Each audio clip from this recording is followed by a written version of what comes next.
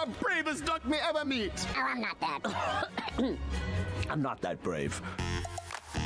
Illumination's newest film moves away from supervillains, singing animals, and piano-playing turtle dragons, to perhaps the most abstract concept yet: ducks. And really, you get what you came for with this movie. It's a fun, lighthearted journey with the Mallard family, from a quaint little pond to all sorts of wild locations. While the faces in their adventures are almost entirely friendly, they all have their own character flaws and shortcomings, which begs the question, which characters fly the highest when it comes to morality? This is migration characters, good to evil.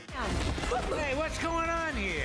And if you want to avoid spoilers for the movie, you might want to duck out now. With that out of the way, let's take one quick trip to the bad and evil category. You might notice we said almost everyone in the movie is friendly, and that's because the chef is still there. How do we describe this character properly? Let's see, think Gordon Ramsay, but absolutely jacked, nonverbal, and instead of offering his cooks, admittedly loud, criticism to improve, he lines them up like soldiers and smacks their dishes across the room if there's a single flaw. Are you? An idiot sandwich. That perfectionism definitely nabs him a pride sinner medal, but as poorly as he treats his workers, that's nothing compared to how he treats animals. We can't blame him too much for chasing Pam and Mack out of the kitchen, given how that would no doubt be a horrible look for his restaurant, but the fact that he took an exotic bird from its natural habitat and caged it up to where it couldn't even fly around a little bit is just downright cruel. And even then, he's not entirely out of the woods in regards to the ducks either. This dude literally chased down an order of plumped up birds in a helicopter. It's a wonder how his restaurant is even in business after the duck incident, and even more of a wonder how he'll ever get down from that helicopter. Maybe he'll get his own short like Vector one day, but there's no time to think about that right now. It's time to migrate over to our main section. These characters are the good. This may be a surprise, but our choice for the least good of the good guys is the main character, Mack Mallard. Catchy name aside, Mack is a generally good guy. He cares about his family dearly, and at the end of the day, he's willing to fight to protect them. He can sometimes be insensitive and pretty much always overprotective, but given his fears about the outside world, this is at least understandable. Yep, an adventure into the totally unknown. Even if it isn't right. As for why he's the lowest in the section, well, the main reason is obvious: his immense paranoia. Due to being afraid of everything outside of his own cozy pond, Mack has kept his family there without any fun or adventure for many years, and even went as far as trying to intimidate his kids with scary bedtime stories so they wouldn't want to. Now, to Mack's credit, he does change over the course of the movie, and it's actually kickstarted by his wife and kids finally expressing their dissatisfaction with their lives. Nonetheless, his whole arc revolves around the fact that while the world is scary, it's not as bad as he thinks. Pam? That is not your mother.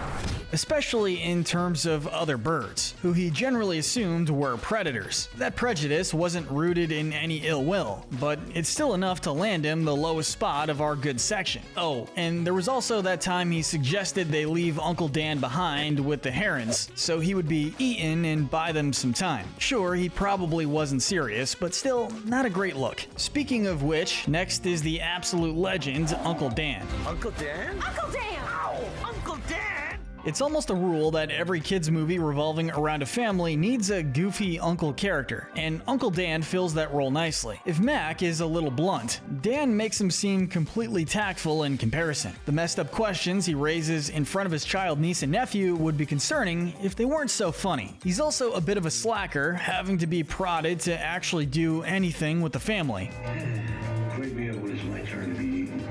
Though he is a hard worker if food is on the line. Drop the sub. Like when he tried to fight a whole army of pigeons over a sandwich. We're awarding the big lug with the sloth medal as well as the gluttony medal. Aside from those character flaws, Dan is a good guy, cares for his family, and all he asks is they do the same for him. His relationship with Gwen is especially sweet. Dan is her ride or die, and that's a friendship she'll cherish for years to come. You'll want to be careful how you pronounce this next character's name, Chump. No, not chump, it's chump. You pronounce the capital C. I'm the chump. She might seem like a bit of a ruffian at first, given how she and her gang rough up Dan for that aforementioned sandwich, and how she looks just about ready to kill Mack for calling them trashy vermin. What? But you've really got to look at Chump's behavior from her perspective. Pigeons are not as loved by humanity as ducks, to say the least. So from her perspective, the Mallards just wandered onto their turf, took their food, and insulted them. Even with all that considered, Chump does end up becoming friends with them. She helps them find and free her friend Delroy, who helps guide them to Jamaica, while she herself stays in the city with her gang. We feel the need to give her the Wrath Center Medal for her quick temper, but at the end of the day, Chump was remarkably quick to let bygones be bygones and help the ducks out. Oh, for sure. Just don't follow her too close if you're crossing the street. Next is our least developed character, Kim. You'll remember her as the blue-haired duck who befriended Dax during their brief stay at the pond mid-migration. He wants to marry her. What? I didn't say that. You said it with your eyes. Kim is exceptionally friendly, immediately inviting the Mallards to come with her family on their migration. This friendliness seems to extend to the rest of her group as well. The only reason why Kim isn't ranked any higher is because she really doesn't have any particularly heroic deeds under her belt. Another friendly encounter is up next, Gugu.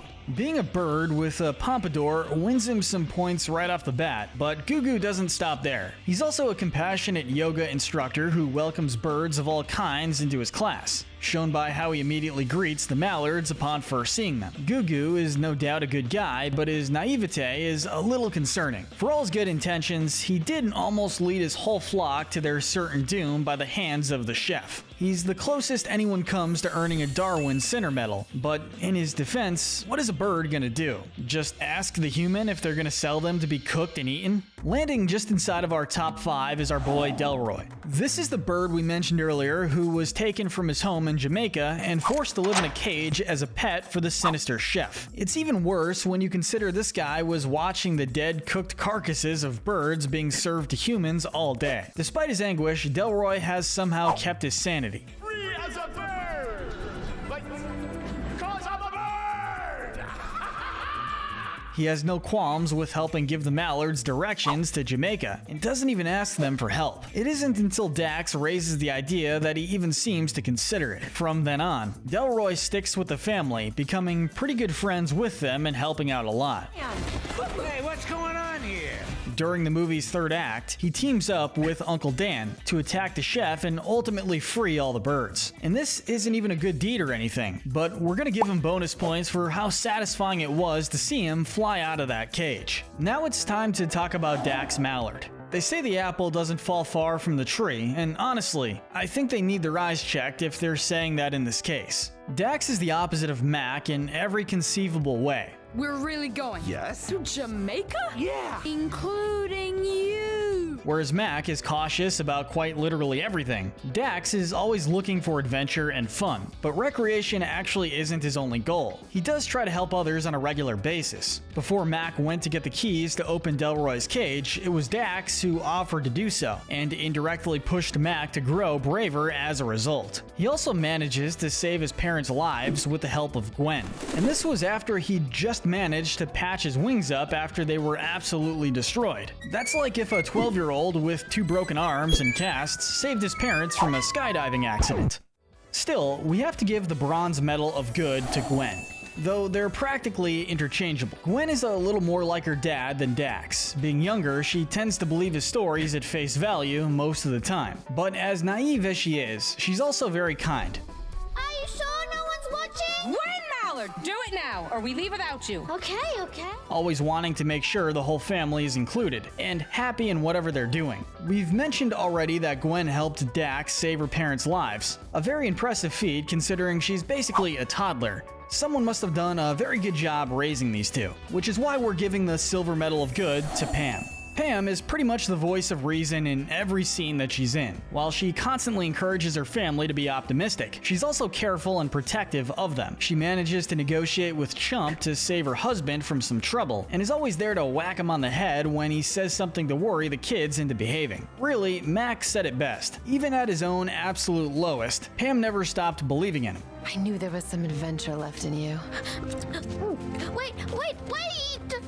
Her loyalty to her family, combined with her bravery in confronting problems head-on, authenticity in what she wants, and willingness to help and connect with others, make her a vision of pure good in a world of ducks. But wait, she only earns the silver medal of good? But we don't have any character flaws for her. How can she not be number one? Well, hear us out on this one. We say Aaron and Heron are the most good, and have to earn the gold medal. I know, they're only there for a cheeky horror movie parody, and to their credit, they did pretty good. They had us fooled for sure when they straight up attacked the family at night, but as we find out after it's all said and done, they actually did this to keep them from being attacked by a giant predator fish that swam in its water. That's when reality truly hits you. Aaron and Heron really just took in a completely random family, offered them their finest bed for the evening, and saved theirs and their children's lives, all while asking nothing in return.